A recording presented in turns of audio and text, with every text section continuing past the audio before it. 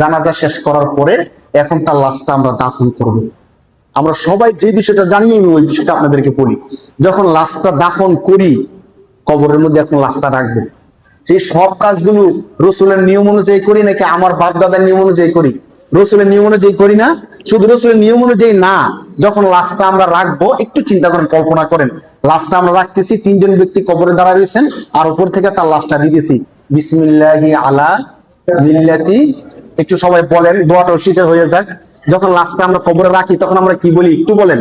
বিসমিল্লাহি আলা মিল্লাতি বললে লাশটা আমরা রাখি। এরপরে যে কোরআন আয়াতটা পড়ি, মিনহা খলাকনাকুম ওয়া ফিহা নুঈদুকুম ওয়া মিনহা নুখরিজুকুম তারাতান উখরা। একটু চিন্তা করেন, এমন একটা ব্যক্তির লাশ আমি কবরের মধ্যে রাখতেছি যে ব্যক্তি জীবনে কোনোদিন রাসূলের সুন্নাত মানে নাই। দাড়ি, টুপি, পাঞ্জাবি এগুলো তো রাসূলের সুন্নাত, বাকি নামাজের মধ্যে রাসূলের সুন্নাত আছে কি নাই? সে ফরজ নামাজই পড়ে নাই, সুন্নাত পড়বো কবে? আরে ভাই, ফরজ পড়লে না সুন্নতটা পড়ার সুযোগ হয়, 2 রাকাত 3 রাকাত 4 রাকাত, কিন্তু সে ফরজ নামাজ পড়তেই আসে নাই, তো সুন্নত কখন পড়বে? আর দাড়ি টুপি এগুলো তো কখনো সে দাঁড়ে নাই।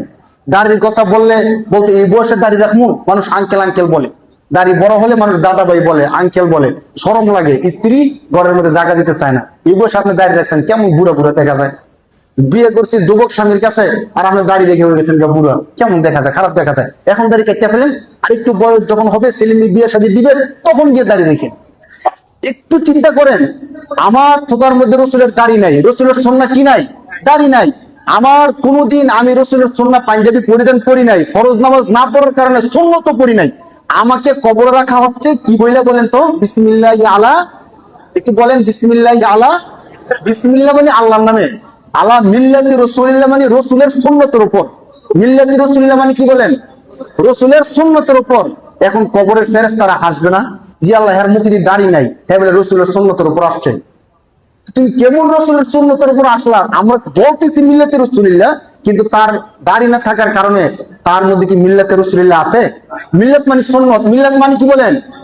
তো রাসূলের সুন্নতের উপর কবরে রেখে যাচ্ছি, তো রসুলের সুন্নতের উপর কবরে রেখে যাচ্ছে, অথচ তার মধ্যে রসুলের সুন্নত কিচ্ছু দেখা যাইতেছে না। সুন্নত নামাজ পড়ছে কি পড়ছে না সেটা আমল মধ্যে আছে, কিন্তু দাড়িটা থাকলে তো সরাসরি দেখা যায় যে হ্যাঁ, অন্যগুলো থাকুক না থাকুক, অন্তত দাড়ির সুন্নতটা আছে, বাকি সুন্নত গুলো আছে কি আছে দেখুন।